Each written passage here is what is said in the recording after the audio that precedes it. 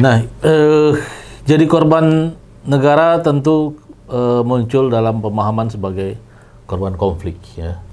Mudah kemudian dianggap sebagai orang yang mendapat banyak privilege. Tapi menjadi korban dengan sebutan cuak itu bagaimana selama ini KKR menanganinya?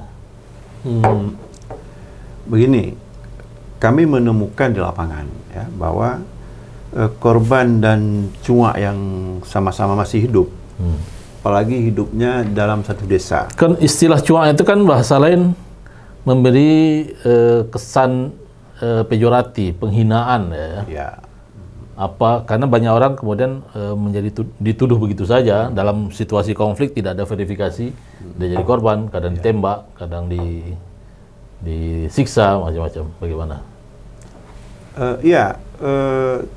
Ketika kita melakukan pendataan, kita tidak mempermasalahkan sejauh mana anggapan terhadap cuak itu. Kita mengutip kesaksian korban dan kita tulis, kemudian kita analisis. Persoalan bahwa dia sangat dirugikan selama mendapatkan stigma cuak itu kan di akhir nanti dia kan tentu ada punya harapan ataupun permintaan, apakah dia namanya dipulihkan ataupun kalau ada kerugian yang diderita misalnya gara-gara itu dia tidak bisa berinteraksi dengan masyarakat, kan? Tentu ada jalurnya dan KKR punya wewenang untuk mengkomunikasikan ini kalau dibutuhkan. Lagi-lagi ini atas permintaan daripada korban. KKR hanya menjelaskan, memberi pencerahan dan memberikan pengetahuan bagi para korban terhadap pilihannya.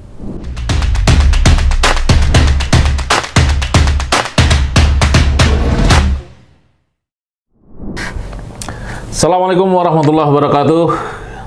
Insan intelektual, kembali kita bertemu dalam podcast yang lagi naik daun, Fokusiana. Dalam Fokusiana ini kita akan membahas, seperti biasa akan membahas hal-hal tematik ya, yang pada kesempatan yang baik ini kita kedatangan tamu dari Banda Aceh, Ketua Komisi Kebenaran dan Rekonsiliasi Aceh, Mastur Yahya M. Hum. Selamat siang, Bung Mastur. Selamat siang. Bagaimana keadaannya? Sehat dan sangat semangat diundang oleh Kemal hari ini, kesempatan yang langka ya. Oke, Bung Mastur. Jadi kita kan tadi sudah diskusi tentang masalah Komisi Kebenaran dan Rekonsiliasi ya, dan mungkin bisa cerita sedikit tentang bagaimana kilas perjalanan Komisi Kebenaran dan Rekonsiliasi Aceh nih, karena nampaknya banyak generasi Z dan milenial, mungkin milenial akhir itu yang kurang mengenal tuh tentang KKR. Ya. Komisi Kebenaran dan Rekonsiliasi ini atau KKR Aceh adalah lembaga yang dibentuk oleh pemerintah yang asal usulnya adalah dari MOU Helsinki dulu. Jadi ketika ada MOU ataupun nota kesepahaman antara pemerintah Republik Indonesia dengan Gerakan Aceh Merdeka yang setuju berdamai, maka pada waktu itu ada pikiran untuk keberlanjutan perdamaian itu harus ada lembaga yang mengurusi korban hingga ke masyarakat sipil. Kita tahu bahwa Bung Kemal yang bertikai kan dua pihak, ada Gerakan Aceh Merdeka, kemudian di pihak negara ada TNI Polri. Nah, di tengah-tengahnya yang kena dampak ada masyarakat sipil. Nah, inilah yang diselesaikan, yang diambil porsi untuk diselesaikan dengan KKR Aceh dan disetujui oleh kedua belah pihak. Dan dalam MOU disebutkan tentang KKR Aceh. Nah, kemudian untuk menjawab itu disebutkan lagi dalam UU-PA bahwa di Aceh perlu ataupun diadakan Komisi Kebenaran dan Rekonsiliasi. Masalahnya seperti tadi yang kita diskusikan, tiba-tiba saja KKR nasional itu dicabut undang-undangnya. Namun atas desakan masyarakat sipil pada waktu itu, pada akademisi termasuk pada tokoh-tokoh masyarakat, itu menghendaki agar KKR tetap dibentuk. Maka lahirlah kanun KKR pada tahun 2013. Kanun nomor 17 tahun 2013 tentang KKR Aceh. Dan bayangkan dari 2005 MOU, kemudian baru 2013 dibentuk kanun KKR Aceh. 2016 direkrut komisionernya. Jadi ada jeda 3 tahun sejak legislasi baru dibentuk komisioner ya? Betul, dan jeda yang di belakangnya juga antara MOU 2005 dengan... Ya, kita bisa banyak asumsi kenapa itu telat. Salah satu memang negara masih setengah hati ya menerima KKR ini ya? Barangkali ya. Barangkali atau pasti? Nah, kita lihat dari 2013 kanun itu dihadirkan dan baru 2016 itu komisioner itu dibentuk ya. Saya ingin bicara saya tidak bicara tentang ini kalau dihitung dari Undang-Undang Pemerintahan Aceh 2007 dan kemudian 2006 ya, 2007 kemudian Undang-Undang KKR itu dicabut nyawanya oleh Mahkamah Konstitusi. Kita melihat apakah tantangannya memang seberat itu. Negara masih setengah hati dalam menerima pengungkapan kekerasan masa lalu.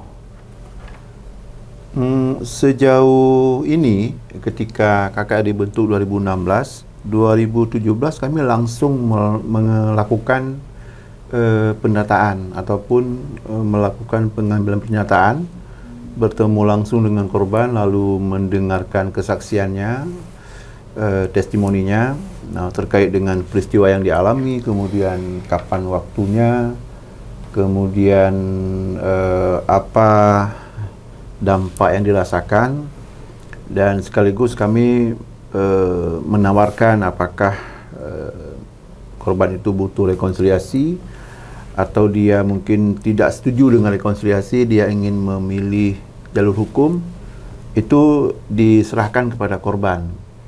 Dan dari 2017 sampai ke 2020 kami sudah mendata 5.195 korban. Dan itu dari berbagai peristiwa di 17 kabupaten kota. Selama ini data yang kami publis ataupun data yang kami publikasikan, yang kami serahkan ke DPRA, ke gubernur, bahkan hingga ke pemerintah pusat, melalui tangan Menko Polhukam, kemudian kami juga berkomunikasi dengan Kemenkumham terkait dengan keabsahan KKR Aceh. Dirjen HAM pada waktu itu menyampaikan sah secara hukum dan boleh dilanjutkan meskipun di level nasional belum ada KKR. Nah, bagaimana logika hukumnya itu? Jadi undang-undang KKR dicabut dan KKR Aceh hanya berbasis dari kanun. Itu bagaimana tuh logika hukumnya? Karena hal-hal yang terkait dengan kejahatan masa lalu ini kan bukan hanya di tingkat Kodam, Pangdam misalnya ya, atau di tingkat lokal. Ini berhubungan dengan kebijakan nasional. Bagaimana itu? Mungkin karena mandat KKR non-yudisial ya. Pada waktu itu mungkin Pak Dirjen HAM mengambil sebuah logika ini untuk kemaslahatan keberlanjutan perdamaian. Sebenarnya kan KKR melampaui hukum dia, karena kalau proses hukum kan dia yudisial, penyidikannya khusus spesifik. Tapi kalau penyelesaian versi KKR sebenarnya melampaui hukum. Itu disebut apa dengan hak reparasi?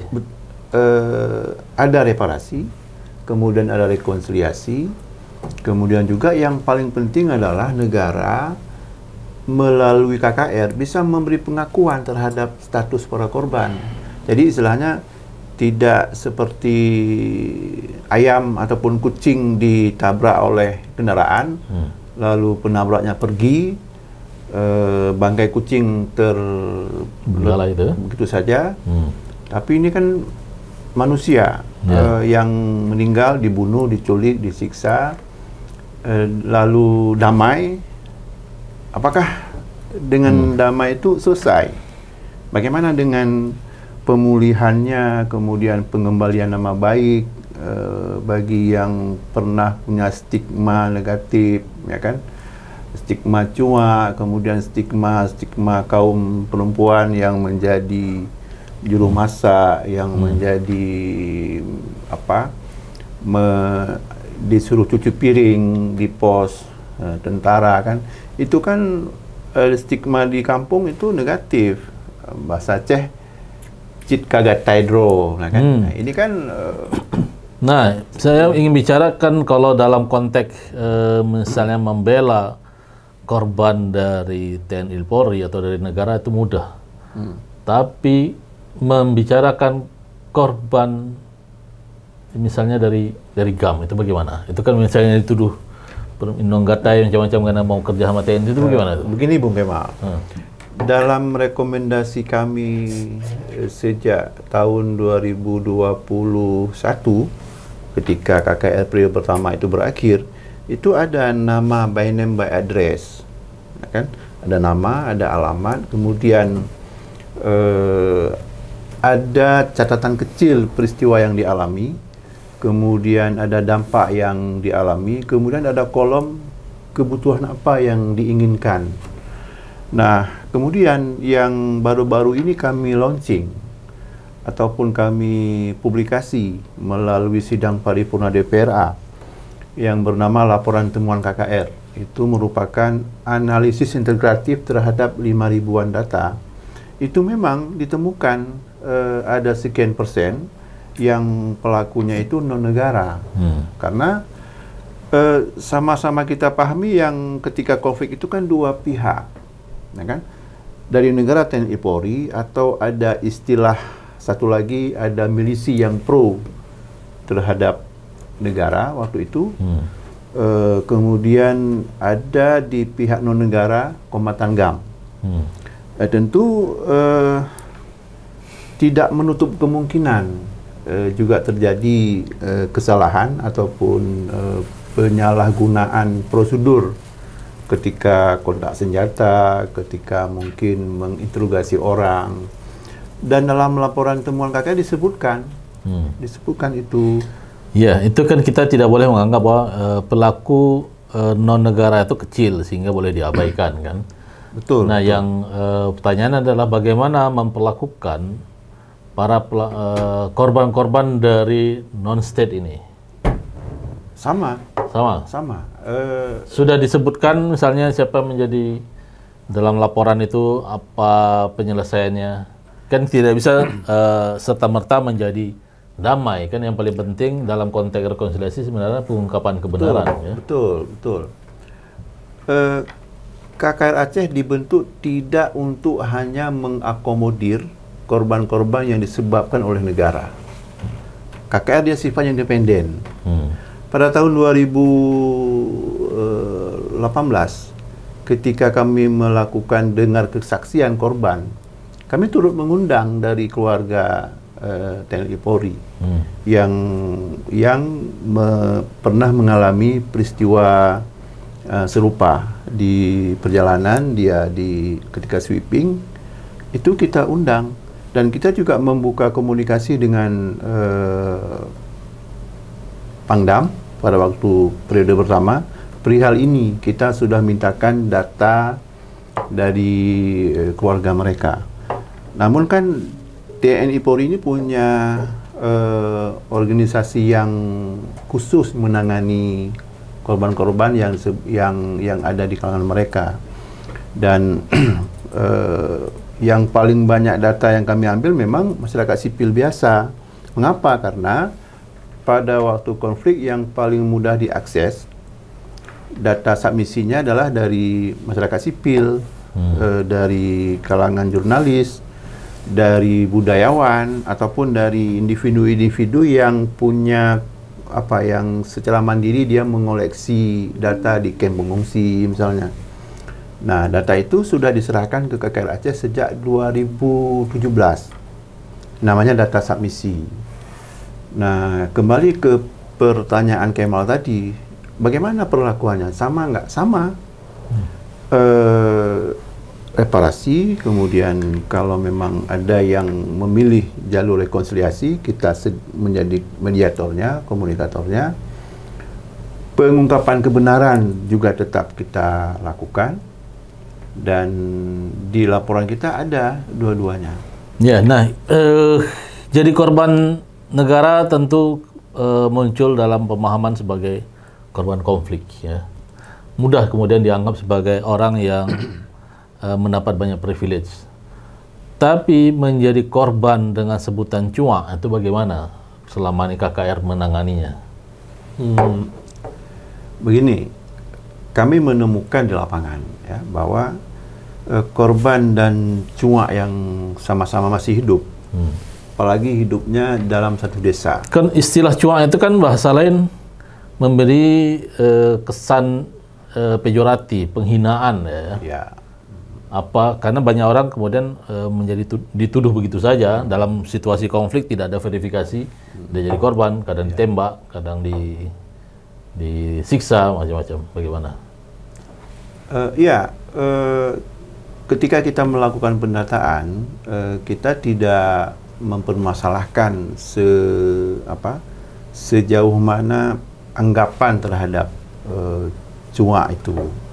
Kita mengutip kesaksian korban dan kita tulis, kemudian kita analisis. Persoalan bahwa dia sangat dirugikan selama mendapatkan stigma cuak itu kan di akhir nanti dia kan tentu ada punya harapan ataupun permintaan, apakah dia namanya dipulihkan, ataupun kalau ada kerugian yang diderita misalnya, gara-gara itu dia tidak bisa berinteraksi dengan masyarakat, kan? Tentu ada jalurnya, dan KKR punya wewenang untuk mengkomunikasikan ini kalau dibutuhkan. Lagi-lagi ini atas permintaan daripada korban. KKR hanya menjelaskan, memberi pencerahan dan memberikan pengetahuan bagi para korban terhadap pilihannya. Dan sejauh ini ada yang kami lakukan setelah dia dengar, kalau Bapak memberi kesaksian, manfaatnya ini, Bapak menjadi tahu apa sesungguhnya yang terjadi, dan bisa membuka komunikasi dengan pelaku misalnya, itu tentu akan memberikan dampak yang positif terhadap relasi kehidupannya sehari-hari. Ya, tapi secara umum bagaimana nasib mereka? Nampaknya jawaban Bung Mastur ini masih normatif. Maksudnya bagaimana kemudian nasib dari orang-orang yang korban non-negara ini? Lebih baik atau masih menderita dengan stigmatisasi dari masyarakat? Korban negara maupun non-negara, nasibnya sama. Ya. Baik yang sudah mendapatkan reparasi ataupun yang belum, itu sama. Karena nasibnya maksudnya sama-sama menderita. Betul, karena kan KKR dan KKR juga belum mampu mengangkat atau memulihkan sisi traumatis mereka. Itu begini, KKR kan memproduksi data, kemudian tapi kan ada banyak pokja. Saya lihat kan ada banyak pokja, betul, perempuan, betul, ada enam pokja. Ya. Tapi KKR terbatas pada rekomendasi data. Kemudian selanjutnya rekomendasi itu diserahkan ke pemerintah, ke eksekutif, baik pemerintah daerah, provinsi maupun kabupaten kota, hingga ke pemerintah pusat. Dan keberlanjutan dari itu di pemerintah. Ya.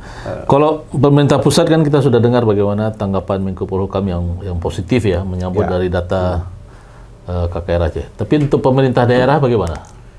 Pemerintah daerah pada tahun 2022 itu sudah pernah melakukan eksekusi terhadap 235 korban yang mendapatkan dari berapa banyak data?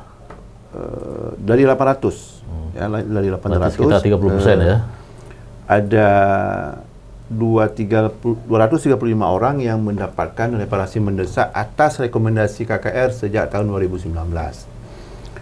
Reparasi mendesak itu ketika kami mendata di periode pertama dulu, itu didapati korban yang sedang tidak beruntung lah. Dia masih tinggal di tempat miskin saudara, ya. Miskin, kemudian ada yang trauma, ada yang sedang sakit. Dia tidak sedang nyaman untuk memberikan pernyataan. Perlu dipulihkan dulu baru diambil pernyataan. Nah, dari itu kami merekomendasikan, dan pada masa Bapak Gubernur Nova Iriansyah sudah mengalokasikan, membuat keputusan dengan memberikan satu orang 10 juta rupiah 10 juta dalam skema bansos. Itu bagaimana klasifikasi kekerasan yang mereka terima untuk biaya 10 juta itu apa?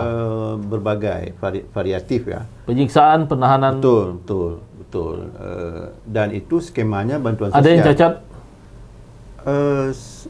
Saya tidak ingat, tapi jadi sama ya, maksudnya? Ya. Yang mendapatkan penyiksaan berat sama ringan sama-sama 10 juta. Kan konteksnya begini, konteksnya dia diberdayakan untuk diambil pernyataan. Dia masih pindah-pindah dari saudara ke saudara, kemudian susah. Dia bersedia tapi susah mengingat karena trauma, kemudian kebutuhan pokok tidak terpenuhi, ya kan? Itu konteks mendesaknya. Betul yang Kemal tanyakan, kenapa kok sama semua? Tentu harus ada perbedaan dong, tapi kebijakan itu memang kebijakan karena pemerintah Aceh pada waktu itu belum punya regulasi reparasi, karena sesungguhnya reparasi itu bukan bantuan dia, bukan bantuan layaknya seperti bantuan bencana alam.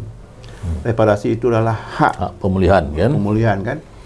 Cuma karena KKR Aceh baru sedang merumuskan mekanisme reparasi, maka pemerintah Aceh memilih skema bantuan sosial. Nah, dengan skema itu, apakah Bung sebagai ketua KKR itu cukup puas dengan pendekatan itu?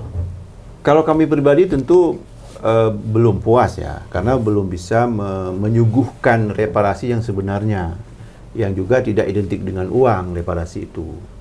Dan itu bukan harga nyawa ya, 10 juta ya. Jangan juga nanti masyarakat salah paham. Ya pasti masyarakat salah paham dengan begitu, dengan perlakuan begitu. Dan korban yang kami tanyakan, responnya tentu variatif. Ada yang merasa menerima dengan tulus, ikhlas kan. Ada juga yang mengatakan kalau bisa, kalau nanti ada lagi kami juga masih disantuni, diberikan, dan ya ada juga ucapan terima kasih, rasa syukur kan. Tapi tentu ada yang menolak. Yang menolak dengan atas kesadarannya sendiri ada. Dia menolak bukan karena marah. Dia menolak merasa dia sudah sanggup, sudah mapan ya, dan dia merasa tidak perlu menerima lagi. Silakan KKR menyerahkan ke orang lain yang lebih berhak mendapatkan, yang lebih tidak berdaya dari dia. Dan ada juga yang meninggal. Yang meninggal dikasih ke ahli warisnya. Ahli waris ya. Ya. Nah, ini terkait dengan bagaimana cara KKR itu mengingat kekerasan masa lalu di Aceh. Seberapa jauh ingatan ini? Atau collecting data ini terjadi dalam periode kekerasan mana saja? Dalam mandat KKR itu, dalam kanun disebutkan mandat kami dari 1976 yang masih berlabel AM ya, Aceh Merdeka, hingga 2005. Jadi sebelum 76 itu tidak perlu diingat? Sebelum 76 bukan tidak perlu diingat. Mandat kami dalam kanun mungkin tidak disebutkan ya. Ya. Tapi kalau nanti masyarakat menilai kan ada perang jumbo, konflik horizontal ya, itu juga bagian dari konflik masa lalu yang belum pernah ada penyelesaian yang sahih, masing-masing mencari solusi sendiri, ya kan? Ada yang bahkan dari oleh Balang itu para keturunannya hingga sekarang tidak lagi mencantumkan Teku, maksud saya ya, Teku, Cut. Berarti sama korban konflik. Kenapa Bung tidak mengangkat isu itu bukan isu, kasus kekerasan di era-era itu ya? Ya itu kan pilihan orang tua kita dulu ya. Bukan, Bung sebagai keluarga korban dalam konteks misalnya oleh Balang dan Festus Sulama. Ya. Apa tidak tergerak bahwa kasus ini juga perlu diungkapkan? Saya kira itu juga penting untuk diungkapkan ya.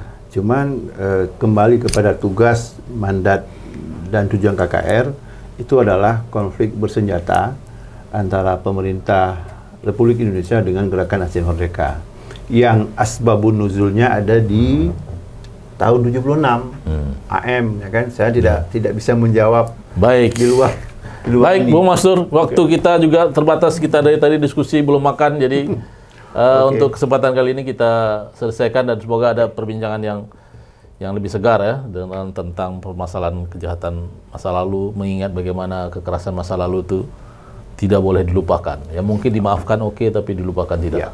Oke, terima kasih untuk kesempatan ini Insan Intelektual.